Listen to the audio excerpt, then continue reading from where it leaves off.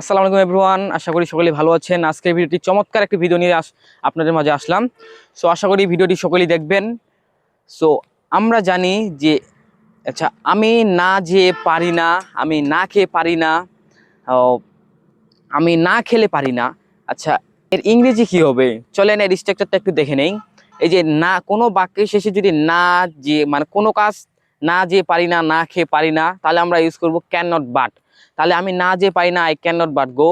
আমি না খেয়ে পারি না, I can not but eat. আমি না খেলে পারি না, I can not but play. So এখন যদি বলা হয় যে আমি না খেয়ে পারতাম না, আমি আমি না খেলে পারতাম না, আমি না পড়তে পারতাম না, তাহলে আমরা কি ইউজ করব?